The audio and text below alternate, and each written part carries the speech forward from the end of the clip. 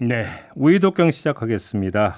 홍기빈 글로벌 정치경제연구소장 모셨고요. 어서 오세요. 안녕하세요. 그리고 오늘은 특별한 분을 좀 모셨는데요. 오늘 주제가 주제여서 이분을 좀 특별하게 모셨습니다. 직장갑질 119 김요한 노무사 특별히 모셨습니다. 어서 오세요. 예, 안녕하세요. 네, 날씨도 추운데 이렇게 특별한 걸음을 해주셔서 고맙습니다. 예, 뭐 집에서 멀더라고요. 아, 댁이 어디신데요? 구로인데요. 예. 저 성남입니다. 아, 예, 죄송합니다. 얘기 잘못 꺼내셨죠? 예, 예. 오늘 노무사님을 모신 특별한 이야기가 지금 노동개혁 이야기를 좀 많이 하고 있는데 오늘 좀 요걸 한번 좀 점검을 해봤으면 해서. 그런데 이제 노동개혁 이야기를 하면서 가장 먼저 이제 운에 띈 게 이른바 노동유연화. 그래서 주 52시간 상한제를 손보겠다. 지금 이거잖아요. 예. 그래서 저희가 이제 녹색병원장을 모시고도 이제 이것이 이제 노동자의 건강권에 어떻게 악영을 미칠 것인가 이것도 좀 점검을 해본 바가 있었는데 여러 가지 점에서 좀 점검할 게 있어서 노무사님이 좀 도움 말씀을 듣고자 일단 이렇게 좀 모셨는데요. 얘기 나온 김에 그거부터 좀 일단 좀 얘기를 했으면 좋겠는데 근데 일단 보니까 지금 만약에 바꾸면 최대 주 69시간이 되는 겁니까? 90시간이 되는 겁니까? 80.5시간이 되는 겁니까? 산술적으로는 90.5시간까지 가능합니다. 근데 미래 노동사회연구회인가요? 여기서는 네. 그건 과장이고 네. 80.5시간이다라고 이렇게 주장을 하는데 저는 그거 보면서도 아니 그럼 80시간은 짧다는 얘기인가요? 저는 그 생각을 그러면은 했었거든요. 사실 예, 월화수목 금금금 연장으로 7일 그냥 11시간 몇 시간씩 일하는 거예요? 12시간씩 일하는 건가요? 아이고 세상에. 사실 처음에는 주 69시간이라고 얘기했어요. 음. 그런데 그렇게 얘기할 때 전제는 일주일에 6일만 일한다는 전제로 나오는 건데 주 7일 일하지 말라는 법이 없거든요. 그야말로 법이 없네요. 예, 주 7일 일하면 80.5시간이 충분히 가능하고요. 산술적으로는 90.5시간까지도 가능한 상황입니다. 아니 근데 그때 녹색병원장님 모시고 인터뷰하다 그분이 그런 중요한 지적을 해주셨는데 지금 노동부가 설정한 과로사의 어떤 기준 시간이 주 60시간이라면서요. 노동 시간이. 예, 그렇습니다. 정확하게는 4주 동안 주 64시간을 넘기거나 아니면 12주 동안 주 60시간을 넘기거나 이게 이제 과로사 인정 기준입니다. 그리고 돌발적으로 전주에 비해서 노동 시간이 30% 이상 급증하거나 이런 걸 과로사 인정 기준으로 두고 있어요. 아니 그러면 그냥 뚝 잘라서 69시간하고 치더라도 그러면 오히려 그거는 지금 자기 부장 아닌가요? 노동부 입장에서. 충돌하죠. 예. 그러니까 말이 안 되는 거 아닌가요? 앞뒤가 안 맞는 거 아닌가요? 그렇죠. 난감합니다. 황당한 수준입니다. 예. 저도 난감해요. 그러니까는 제 친구 노무사 하는 분 또 한 분 있는데 그래갖고 아마 이게 실현이 되겠느냐 이미 있는 그 과로사 시간 그 규정이 있는데 정면으로 충돌하는데 이게 어떻게 이걸 갖다가 그 연구위원이라는 분들이 전혀 감안을 안 했는지 좀 굉장히 황당하다 그러더라고요. 근데 지금 조금 전에 노무사님 말씀이 4주 연속인 거죠. 4주 연속만 피하면 되는데 혹시 이런 발생인 거예요? 아, 뭐 그런 발상일 수도 있는데 그렇게 일을 한다고 해서 다 죽는 건 아니다. 뭐 이런 아주 나이브한 생각 아닐까요? 무슨 그런 무슨 공포 영화 같은 말씀을. 근데 실제 노동 형실이 정말 공포 영화 같지요. 지금 과로사 통계가 1년에 한 500명 정도가 돌아가신다라고 나오거든요. 그러니까 이태원 참사 때 한 158명 돌아가셨나요? 네. 그거 한 3배의 규모로 매년 사회적 참사가 벌어지고 있는 건데 정말 나이브하게 그거는 생각하는 과로사로 거죠. 인정된 경우죠, 그리고. 그렇습니다. 통계가 사실 축소될 수밖에 없어요. 왜냐하면은 뭐 주의력 결핍, 집중력 저하 이런 안전사고가 근본적인 원인을 따지고 들어가면 과로일 경우가 많은데 이런 것들은 통계에서 빠지니까요. 그래요. 예. 근데 저는 소장님께 그럼 하나 여쭤보고 싶은 예. 게 지금 이 상황에서 노동 유연화로 가야 되는 이유가 절실하게 있는 건가요? 아, 그거 좀 설명을 드릴게요. 네. 그러니까는 이게 제기되는 게 전혀 근거가 없는 건 아니에요. 그 부분 말씀드릴게요. 그러니까 우리가 보통 주 8시간 노동이라고 하는 게 20세기 내내 왔으니까 그게 어떤 표준처럼 잡혀 있는데 지금 그 산업 구조의 변화라든가 기술 변화 때문에 노동 시간이라든가 노동 이익에 확 몰려 있고 좀 유연해져야 될 필요가 있다. 이거는 전 세계 모든 주요 선진 산업국에서 다 얘기합니다. 그래서 이번에 그 미래노동연구회인가요? 이분들이 그걸 할 적에 많이 참조한 게 그 선진 산업국들 여기를 참조해서 현행법에서는 그 일주일 단위로 그 노동 시간을 맞추게 돼 있거든요. 근데 일주일 단위로 맞추는 거는 지금의 기술 수준이나 그 기술 환경하고 맞지 않는다. 그래서 이걸 1개월, 6개월 이렇게 탄력적으로 만들어야 된다는 그걸 이제 가져온 거죠. 거기까지는 저는 이해할 수 있다고 생각해요. 예. 그런데 문제는 아까 말한 그 선진 산업국들이요. 노동 시간이 우리보다 훨씬 짧아요. 그렇죠. 그러니까 이 OECD 평균이 한 1,700시간 그 1년 그 노동 시간이 아마 그럴 거예요.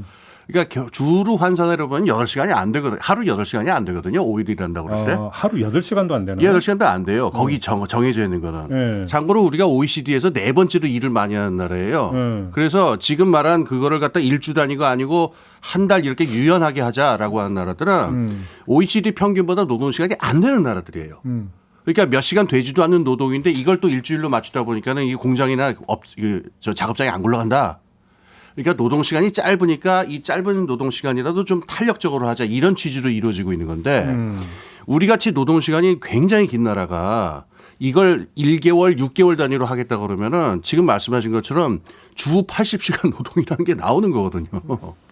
과로사를 넘는 일이 되는 거거든요. 그러니까 이걸 보고 있으면은 저도 굉장히 답답한 게 어떤 그 큰 명분이라든가 산업적인 큰 담론 같은 것들을 들여오게 와가지고 우리 실정은 무시하고 제가 보기에는 이게 실제로 가능하냐라고 하는 그런 걸 갖다가 이 미래 노동연구원가 이분들이 이제 내놓은 거라고 저는 보여요. 근데 저는 그러니까 여기서 그러면 좀 그러니까 이해를 좀 그러니까 쉽게 하기 위해서 네. 노동자의 건강권 이런 걸 일단 빼버리고 오로지 산업적 그러니까 필요에만 어떤 입각해서 본다면 어떻게 봐야 되는 겁니까?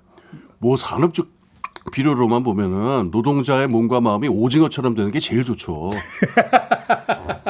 그래서 제가 어리석은 질문을 한 거군요. 예, 365일 일할 수도 있고, 그러니까 그걸 다 시키겠다는 게 아니라 산업의 필요에 따라서 그렇지 않습니까? 가령 우리가 물류 노동이라든가 이러 보면은 시간 단위로 어떤 부분에 엄청 몰려요. 그다음에 아주 널널하고 쉬울 때가 있고 네. 이 부분을 갖다가 경영진 쪽에서 보면은 저걸 탄력적으로 할 수 있는 게 제일 그 비용 절감할 수 있는 방법이니까.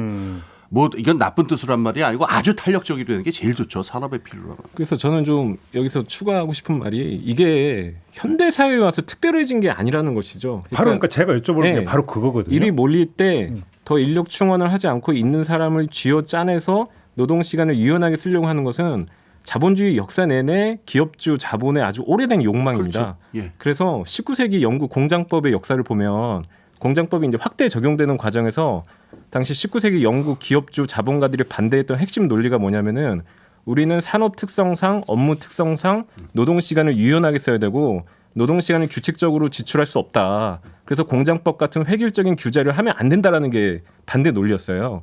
그러니까 미래 노동시장 연구에서 뭐라고 얘기하냐면은 이게 과거 공장 노동 시대의 노동법이다라고 얘기를 하는데 그게 아니고요. 공장 노동 시절에도 노동 시간을 유연하게 쓰려고 했는데 그걸 노동자들이 투쟁해서 법을 만들어서 규칙적으로 노동 시간을 사용하게 만들었던 겁니다. 네.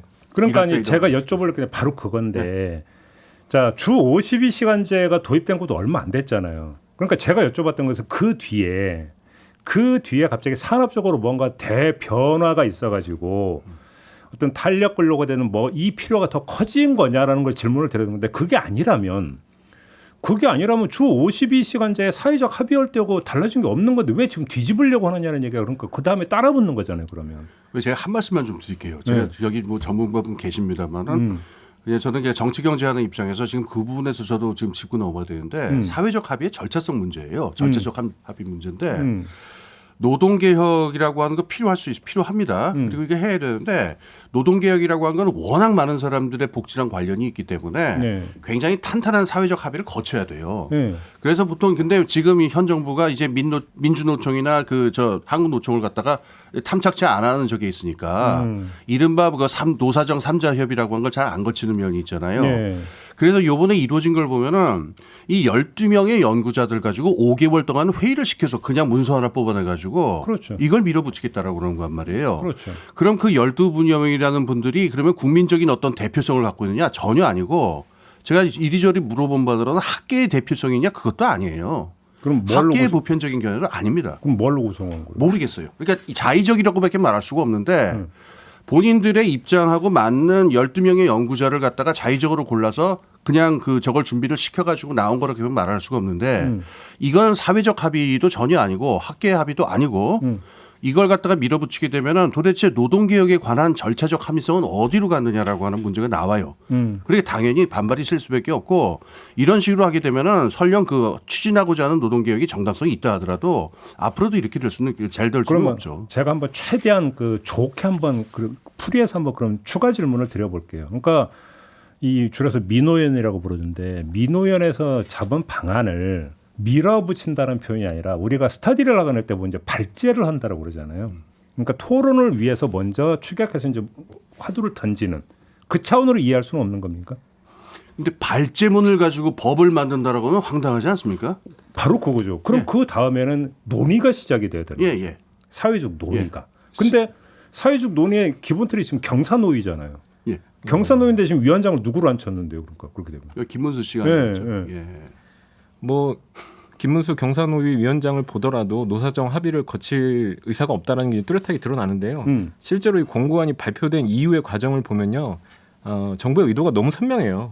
이게 12월 12일 10시에 발표가 됩니다. 12월 12일 10시 5분에 노동부 장관이 페이스북에 글을 올려요. 이 전문가들의 공고안에 대해서 이의가 제기될 수 없다. 이렇게 얘기를 하고요. 그건 누가 정한 법이에요? 이게 그리고 될 수 없더니. 곧바로 13일 다음날 국무회의에서 윤석열 대통령이 이렇게 발언하죠. 공고안을 토대로 조속히 노동개혁을 해야 된다.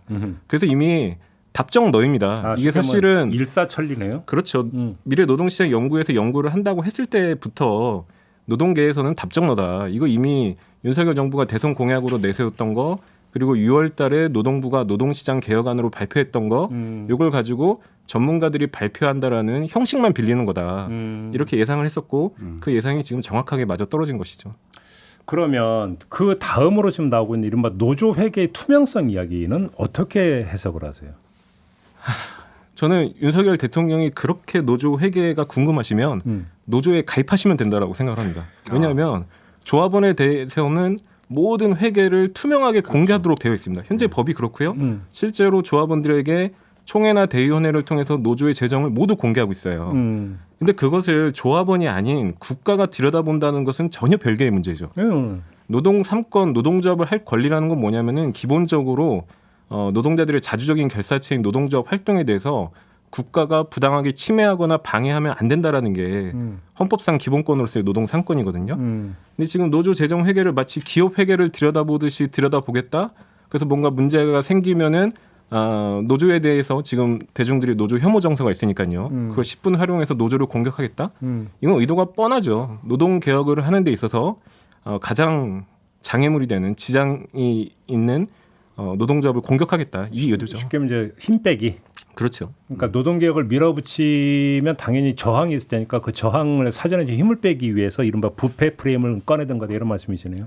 그렇죠. 이게 추가로 좀 오해하시는 분들이 있었고 좀 근데 제가 잘 틀릴 수 있으니까 좀 고쳐주세요. 틀리면은 노동조합이 조합비로 또 운영이 되지만은 국가 지원을 받는 부분이 없지는 않습니다. 한국노총 같은 경우는 꽤 되는데요. 예. 그리고 특히 그 지자체 정보로 내려가면요. 민주노총의 지부 같은 경우도 지자체 지원을 받는 경우들이 꽤 있어요. 중요한 거는 그 정부의 지원을 받는 부분에 있어서는 이미 회계가 다 공개가 돼 있어요. 그 지자체 정부든 놀고 있지 않기 때문에 공무원들이 깐깐하게 감사합니다. 그거. 그러니까 지금도 그게 무슨 비밀리에 돼 있고 이런 건 아니다라는 점은 좀 오해하시는 분들이 있는 것 같아서. 제가 보도를 얼핏 거 민주노총이 지원받는 것은 그 사무실 임대료인가요? 그렇습니다. 그것만 지원받는 걸로 알고 있는데 민주노총의 맞습니까? 공식 결정은 사무실 임대료에 한해서 지원받는 겁니다. 근데 그럼 사무실 임대료를 뭐 전용하고 횡령하고 뭐 다른 데 유용할 여지는 없는 그럴 거죠. 여지가 없고 소장님이 말씀하셨다시피 이건 이미 지자체에서 다 감사를 하고 있습니다. 그 사무실을 임대해서 불법으로 노래방을 차려서 불법 수익을 얻는다 뭐 이런. 그러면 그 얘기가 되지. 지금 윤 정부에서 들여다보겠다는 거는 조합원들이 조합비 걷어서 그것을 어디에 썼는지를 일일이 보겠다는 거예요. 조합비 걷어가지고서 투쟁하고 파업하고 이런 거에 대해서 다 자기네들이 일일이 관여하겠다. 이 얘기를 하고 있는 겁니다. 네. 아니 저는 그런 비교를 하면 대학교 가면 총학생회가 있잖아요. 네. 총학생회 회비를 보통 학교가 대신 징수해 주잖아요. 그렇지 않? 요즘은 좀 다른가?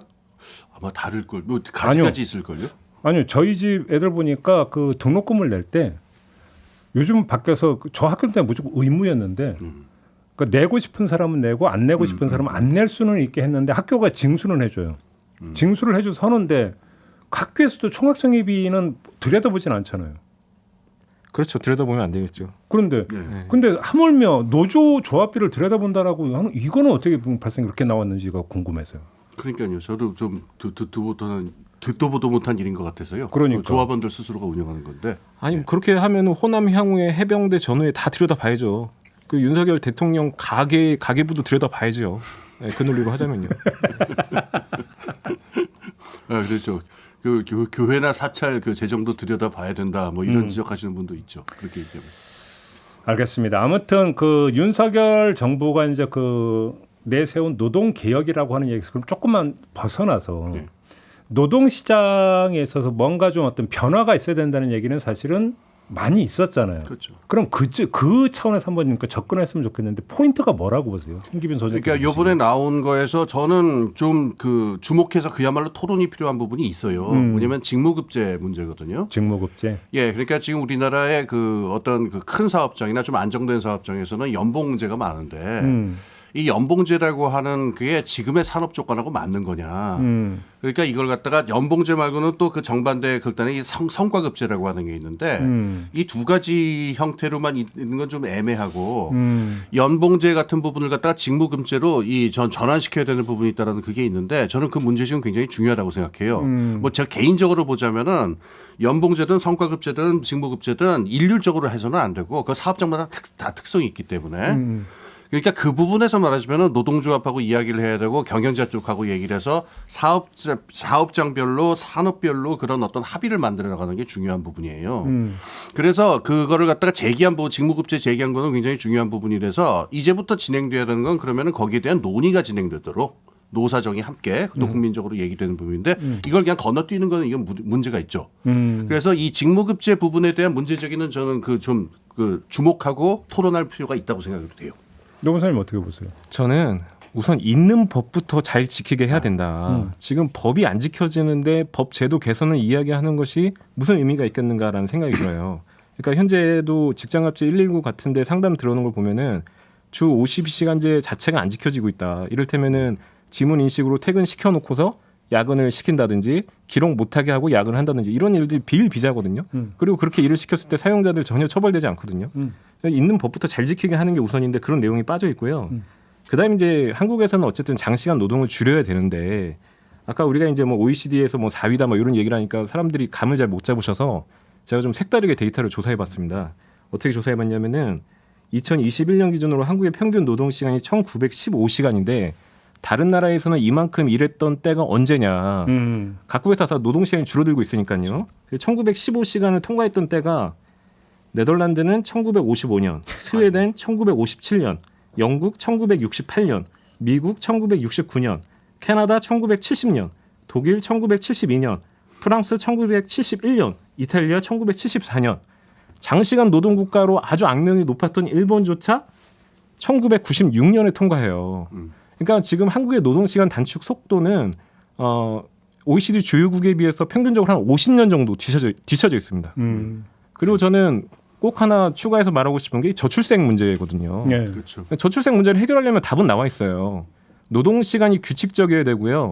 남녀 모두 짧게 일을 하고 일 가정 양립이 가능해야 됩니다. 그렇죠. 근데 주 80시간씩 일하는 걸 합법화 시켜놓고 어떻게 애를 키우라는 얘기죠? 주 80시간 일을 할 때 갑자기 어린이집 유치원도 같이 주 80시간 일을 해주나요? 또 주 80시간 일을 해도 애를 맡길 수가 있나요?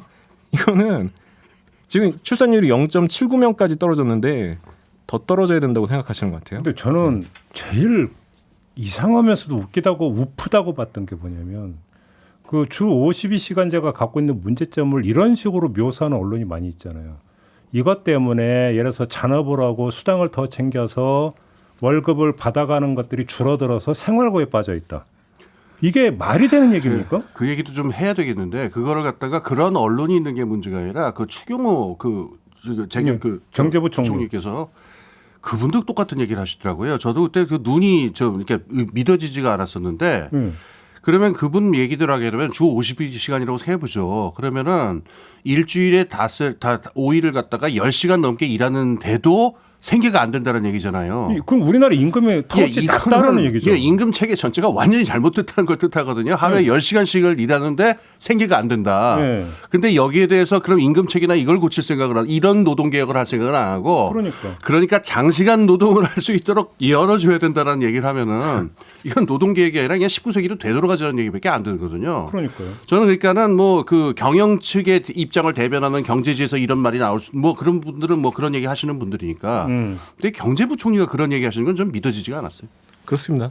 9시 출근하고 밤 9시 퇴근하는 거를 반복하는 게 주 52시간이에요. 그러니까 주 52시간도 결코 짧은 노동 시간이 아니에요. 빡셉니다. 근데 그렇게 일을 해도 모자라서 만약에 정말 투잡을 하는 노동자가 있다라고 한다면은 그 사회가 정말 야만적인 사회 아니겠습니까? 네. 그 정부의 하는 역할은 그런 저임금 노동자들이 적당히 일을 하고 충분한 생활을 할 수 있도록 그렇죠. 임금을 높이는 역할. 필요하다면 정부가 재정적 지원을 할 수도 있고요. 그렇죠. 그런 걸 해야지. 노동 시간을 아니. 늘려가지고 더 길게 일하고 벌어가라는 게 말이 되는 소리예요. 52시간은 두제시고 하루에 8시간 딱 일을 해서 벌어들인 임금 가지고는 적정 생활을 유지할 수 없다면 그거는 노동 시간의 문제가 아니라 임금의 문제인 거죠. 그런 임금 문제고 노동 그 시스템 전체가 잘못됐다는 걸 뜻해요. 그러니까요. 그리고 그 발언의 문제 하나를 더 지적을 할게요. 뭐냐면은 산업 구조의 그 미래적인 진전 문제인데 우리가 노동자들의 노동 시간을 줄이는 문제가요. 노동자들의 복지와 행복에 대한 것도 굉장히 중요하지만 산업 구조가 미래지향적이고 이렇게 그 높은 그 어떤 그 경쟁력을 가지게 하는 것하고도 굉장히 밀접하거든요. 뭐냐면 하루에 60시간씩 이렇게 일주일에 막 60시간씩 일을 시켜야 유지가 되는 회사다. 이거는 사실 저임금에 근거해서 굴러가는 회사들이고 이런 회사들이 사실은 중장기적으로 정리가 되면서 좀 생산성이 높은 분으로 넘어가야 돼요. 이게 스웨덴이 그러니까는 50년대부터 고도 성장을 했었던 제일 핵심적인 원리거든요. 저임금 장시간 노동에 기대는 산업 부분을 되처리기만 빨리빨리 충격 없이 정리해서 넘어간다 이건데 지금 추경호 부총리 말씀대로 만약에 그러면은 저임금 장시간 노동으로 생계를 이렇게 하게 되면은 그 말도 안 되는 임금 구조가 그대로 온전되니까 장시간 노동, 장시간 저임금 노동에 근거하는 회사들이 그대로 살아남아요. 이러면은 산업 구조가 계속 퇴행성을 면치 못합니다. 그래서 노동 개혁이 원래 경제적 생산성으로 보조라도 지향해야 될 바를 제가 보기엔 정면으로 어기는 거예요. 그리고 또 하나, 그러니까 외국에서 노동개혁은 사실은 사회적 대타협을 통해서 이루어지는 것이고 그래야만이 지속성이 담보가 되는 건데 근데 사회적 대타협을 이룰 때 보면은 노동개혁과 사회보험은 한 테이블에 올려져서 같이 논의가 되는 거 아닙니까? 예, 그렇죠. 근데 지금 윤석열 정부에서 노동개혁하고 연금개혁한다고 하는데 연금개혁 방안 지금 내놓은 거 들어보셨습니까? 없잖아요. 예. 그러니까 이거 지금 따로 가겠다는 얘기밖에 안 되는 거 아닙니까? 그렇죠. 지금 계속 유럽 기준을 가지고서 뭔가를 이야기하려고 하는데 아까 뭐 소장님도 지적하셨지만 실 노동 시간 자체도 차이가 많이 나고 사회 안정망이나 복지 제도 자체가 다르지 않습니까? 크게 다르죠. 네. 한국은 노동 소득을 제외하고는 네. 우리 노인들의 지금 상대적 빈곤율이 세계 1위인 것처럼 노동 소득을 제외하고는 별다른 사회 안전망이 없어요. 이 상태에서 더 그냥 길게 일을 하고 그걸 가지고서 생활비를 벌어가라는 얘기를 하고 있는 겁니다. 예. 그러니까 지금 그 아까 우리가 그 얘기했잖아요. 그러니까는 그 임금을 갖다가 10시간씩 일하는데 생활이 안 된다는 건 무슨 말이냐. 이걸 갖다가 그러면은 임금 체계 문제도 볼 수 있는데 노동 시장에서 임금 수준이라는 거는 지금은 지연지구적으로 결정이 되니까 여의치 않을 수 있어요. 그럼 그건 뭘로 풀어야 되냐면은 그 사회복지 정책으로 그러니까 재분배 정책하고 노동 정책하고 항상 말씀하신 대로 같이 가야 되고 그래서 일하는 사람이 하여튼 열심히 일하면은 살 수는 있도록 해야 이 전체를 보는 거니까 이렇게 해야 되는데 지금 사회복지 얘기를 빼놓고서 노동시장만 가지고 얘기를 하면은 노동자가 사람이고 생활을 해야 되는 사람이다라는 그런 존재다라는 걸 떠나가지고 아까 제가 뭐 오징어라고 참 좀 안 좋은 표현을 썼습니다마는 그냥 어떤 유연적인 생산 요소로만 바라보는 그런 느낌을 진짜 벗을 수가 없어요. 범위를 확대하면 거기에 이제 또 하나의 교육개혁 같은 경우도 지금 윤석열 정부는 그걸 자꾸 인적 자원의 개념으로 접근을 하던데 그러면 노동개혁 방안과 연금개혁 방안과 교육개혁 방안은 마스터 플랜 차원에서 하나로 어떤 통합해서 제시가 그렇죠. 돼야 되는 거죠. 예, 그게 그렇죠. 사실은 맞는 예. 거죠. 산업정책, 교육정책, 복지정책, 노동정책 이거 다 같이 이렇게 합을 이뤄서 나가야 되겠죠. 그러니까 도대체 그런 방안이 있는 거냐고 이게 지금 연계되어 있는 건지도 지금 모르는 거잖아요. 마스터 플랜이 있는 거냐라고 이거조차도 지금 알 수가 없는 거잖아요. 지금 뭐 선생님이 말씀하신 그 주 80시간 그게 마스터 플랜인 것 같은데요. 노동시장은 무조건 유연하게 만든다. 그거 하나인가요? 예, 그게 마스터 플랜인 것 같은데. 노동 정책이라는 것은 사실 이런저런 장식을 떼어놓고 보면 기업과 자본의 이윤을 우선시할 거냐 아니면 노동자들 생명 안전 삶을 우선시할 거냐의 문제로 귀결된다고 저는 보는데 지금 뭐 이야기하는 것은 어쨌든 이윤을 우선시하겠다는 얘기로 보이고요. 지금 복지 정책 중에 공공 돌봄 정책 같은 게 어마어마하게 축소가 되고 있습니다. 서울시 사회서비스원 같은 경우에서 이제 공적인 돌봄을 제공하는 기관인데 거기 올해 예산이 무려 100억 원이 삭감이 됐고요. 네, 전부 이제 국민의힘 중앙정부 지방정부에서 이런 공공 돌봄 정책을 축소하고 있어요. 가리키는 방향이 이제 명확한 것이죠.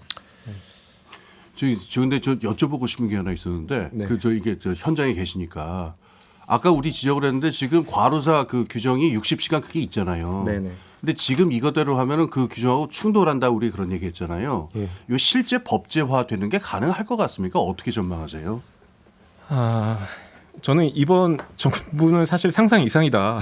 그래서 화물연대 파업에서 위헌 논란이 있는 업무 개시 명령을 하는 것부터 시작해서 상상 이상이기 때문에 충분히 추진할 수 있다는 생각을 추진할 하고요. 것이다. 다만 대부분이 법 개정 사안이긴 합니다. 그래서 국회 다수당인 민주당이 동의를 해줘야 되는데 민주당 같은 경우에도 지금 30인 미만 사업장 일주 8시간 특별 연장근로 연장하는 문제에 대해서 당론이 갈려 있다라고 지금 이야기가 나오고 있거든요. 네. 그러니까 민주당도 충분히 동요하면서 이 노동 개혁에 참여할 수가 있어요. 설사 민주당이 동의를 하지 않는다고 하더라도 그러니까 노동계획이라는 게 지금 네네. 지금 정권이 추진한 이거예요? 예, 그렇습니다. 2024년 총선을 보고서 예. 계속 공세를 펼치겠죠. 만약에 이게 노동 개혁이 되지 않으면 예. 이건 국회 다수당이 야당 민주당에서 쪽입니다. 발목을 잡아서 그런 거다. 우리가 다수당이 되겠다 이런 얘기를 하겠죠. 근데 하나의 지금 공격 예, 카드로 삼을 것이다. 네네. 얘기 나오는 노동개혁을 잘 보면, 그러니까 이른바 노동시장 이중 구조를 이야기를 하면서 정규직 대 비정규직, 예, 예. 그다음에 대기업 대 중소기업. 이 그러니까 기본 구도 속에서 그러니까 노조의 기득권 세력을 공격하는 것이 지금 포인트로 삼고 있거든요. 예, 예. 그리고 바로 그런 점에서 일정하게 부응하는 여론이 나오고 있는 것 같고, 이 점은 어떻게 보세요? 저는 그렇게 보는데요. 저는 그건 분명히 그 문제는 분명히 있다고 생각해요. 노동시장 분명히 그러니까 이중 구조가 아니라 이중 구조도 아니고 다중 구조예요. 지금 뽀각뽀각 파편화되어 있어가지고 네. 그리고 여기서 어떤 불평등이라든가 장벽 문제가 있기 때문에 이거 개혁하는 건 좀 필요하다고 생각해요. 근데 문제는 이걸 얘기를 하면서 그러면은 불리한 처지에 있고 불안정한 처지에 있는 노동자들을 돕는 종류의 개혁을 해야 되는데 그게 아니고 그 상대적으로 우위에 있다라고 보여지는 부분을 갖다가 깨는 쪽으로 보통 힘을 하서 하향화시키는 거죠. 예. 그러니까 이거를 전체적으로 안정화시키고 좋은 방향으로 가는 게 아니라 사람들이 가지고 있는 그 반목이라든가 서로에 대한 그 불신 같은 거 있잖아요. 이걸 활용해서 윗부분을 깨는 식으로 나가는데 이게 개혁이냐? 저는 잘 모르겠어요.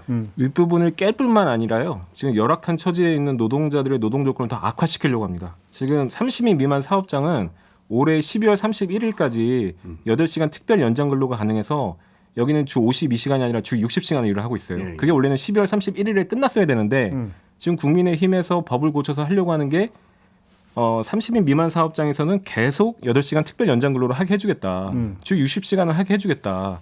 그러니까 이 말은 노동시간 이중 구조로 오히려 강화하겠다라는 이야기가 되는 것이죠. 예. 예. 그러니까 제가 드리는 질문은 노동계획이 아까 했듯이 사회적 대타협을 통해서 추진해 가야 되는데 사회적 대타협이 아니라 노노 대분열을 에너지원 삼아서 그렇죠. 지금 예, 밀어붙이려고 하는 거 아니냐라는 얘기죠. 예. 그래가지고는 그 노동시장이 개혁이 되거나 하지 않죠. 예. 분란만 심해지고 예. 더 지금 말씀드린 것처럼 더 퇴행하는 결과만 나왔습니다. 그러니까 이런 패러다임은 좀 바꿔야 돼요. 그러니까 사실 극우 정치가 대두하는 게 이제 전 세계적 현상인데 한국에서는 노동조합도 그 극우 정치의 희생양이 되고 있는 게 아닌가 저는 이런 생각이 듭니다.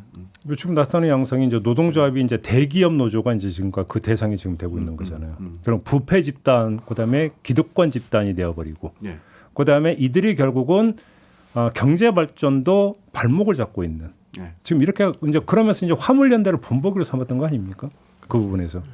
지금 60시간, 그 80시간 요거랑 연결해서 말씀드릴게요. 제가 오늘 꼭 하고 싶었던 얘기가 있었는데 그 정책 위반하는 분들이 보통 이게 컴퓨터 앞에서 앉아서 일하는 10시간이라는 것하고 그 정말 그 힘들게 정말 이게 뭐 좋은 표현은 아니겠습니다만 하층 노동자라고 할까요?